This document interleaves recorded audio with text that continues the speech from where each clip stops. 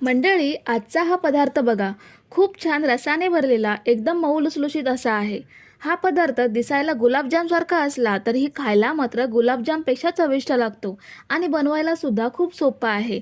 कधीही गोड खायचं मन झालं किंवा नैवेद्यासाठी काही गोड करायचा विचार करत असाल तर गव्हाच्या पिठापासून हा पदार्थ लगेच बनवू शकता. तर सर्वात आधी आपण एका मिक्सिंग बाउलमध्ये 2 वाटी गव्हाचं पीठ घेऊयात. आपण नेहमी जे चपातीसाठी वापरतो तेच पीठ आहे. 1 वाटी मी इथे दूध पावडर घेते.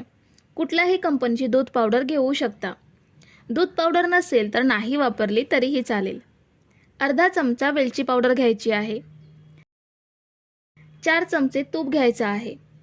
तूप गरम वगैरे केलं नाहीये, जसं आहे तसंच घेतलंय. जर तुमच्याकडे घट्ट तूप असेल किंवा डालडा वापरणार असाल तर 3 चमचे घ्यायचे आहेत. आता पाव चमचा एवढा खायचा सोडा घेऊयात.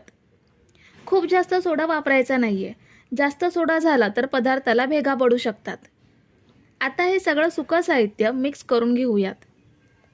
तूप पिठाला चांगलं चोळून मिक्स करून घ्यायचं आहे. सुकं साहित्य मिक्स केल्यावर ह्यामध्ये आपल्याला दूध घ्यायचं आहे. आपण इथे 1.5 वाटी दूध घेणार आहोत. पण सगळं दूध एकत्र ॲड करायचं नाहीये. सगळ्यात आधी 1 वाटी दूध घेतलंय आणि पीठ चांगलं दुधामध्ये भिजवून घेऊयात. आपल्याला अजून दुधाची गरज लागणार आहे. त्यासाठी अर्धी वाटी दूध अजून घेतलंय. पण हे दूध सुद्धा आपण थोडं थोडं करून ॲड करणार आहोत. सगळं दूध एकदाच ओतलं तर आपला अंदाज चुकू शकतो आणि पीठ खूप जास्त पातळ होऊ शकतं. तर इथे मी अर्धी वाटी दूध पूर्णपणे ॲड केलंय. आता पीठ आपल्याला छान मऊसूत मळून घ्यायचं आहे. तर हे बघा, आपण हे पीठ छान मऊसूत अगदी लोण्याच्या गोळ्यासारखं मऊ लुसलुशीत मळून घेतलंय. हे बघा, बोट कसं आतमध्ये रुतलं जातंय. असं आपल्याला पीठ मळून घ्यायचं आहे. आता याचे 3 समान भाग करून घेऊयात. ह्यामधला एक एक गोळा घेऊन आपल्याला जाडसर लाटून घ्यायचं आहे. सुकं पीठ वापरायची गरज नाहीये, कारण पीठ मळताना आपण तूप घेतल्यामुळे पीठ पोळपाटाला चिकटणार नाही. आपल्याला नेहमीच्या चपातीपेक्षा तिप्पट जाड पोळी लाटून घ्यायची आहे. ही बघा, एवढी जाड पोळी लाटून घेतली आहे. आता याचे पीसेस करून घेऊयात. जसं आपण शंकरपाळ्या कापतो तसंच कापून घ्यायचं आहे. पण शंकरपाळ्या आपण चौकोनी किंवा काजू कतलीच्या आकारात कापतो, पण इथे आपण आयताकृती कापून घेणार आहोत. एक बॅच मी कापून घेतली आहे. दुसरी बॅच मी तुम्हाला पट्टीच्या मदतीने कापून दाखवणार आहे. जेवढी पट्टीची रुंदी आहे तेवढी रुंदी सुरुवातीला ठेवायची आहे. त्यानंतर आडवे कापताना पहिल्या रुंदीपेक्षा थोडी रुंदी कमी ठेवायची आणि पीसेस कापून घ्यायचे. ह्या पद्धतीने तुम्ही पट्टीच्या मदतीने योग्य अंतर ठेवून पीसेस करून घेऊ शकता. हे बघा, आपण छान असे पीसेस करून घेतलेत.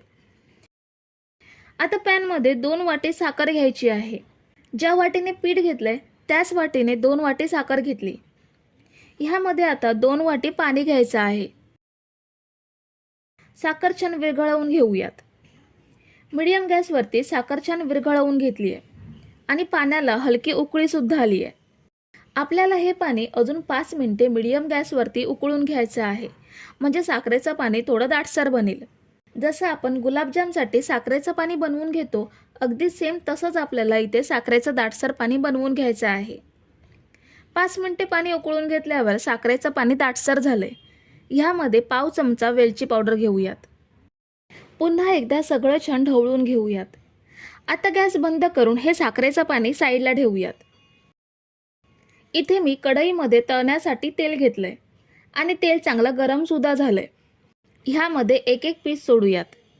आपल्याला हे पीसेस मीडियम गॅसवरती फ्राय करून घ्यायचे आहेत. अधेमध्ये ढवळून आपण हे पीसेस छान तपकिरी रंगात फ्राय करून घेऊयात. तुम्ही जर इथेपर्यंत रेसिपी बघताय तर तुम्हाला एक विनंती आहे की व्हिडिओला एक लाईक जरूर करा. तर साधारण 3.5 ते 4 मिनिटातच ह्यांना छान तपकिरी रंग आलाय. तेल नितळून काढून घेऊयात आणि बाकीचे पीसेस सुद्धा असेच फ्राय करून घेऊयात. इथे मी 2 बॅचचे पीसेस फ्राय करून घेतलेत. ते या साखरेच्या पाण्यात भिजवून घेऊयात. साखरेचं पाणी थोडं कोमट असावं, जास्त गरम किंवा थंड नकोय. गरम असेल तर हे पीसेस त्यामध्ये शिजले जातील आणि पूर्णपणे थंड असेल तर हवा तसा पाक यामध्ये मुरणार नाही. आता आपण हे साधारण 1 तासभर भिजत ठेवूयात. जेवढा जास्त वेळ साखरेच्या पाण्यात ठेवाल तेवढे हे चांगले साखरेच्या पाण्यात भिजून छान मऊसर होतील। आता आपण हे 1 तास साखरेच्या पाण्यात भिजवून घेतलेत।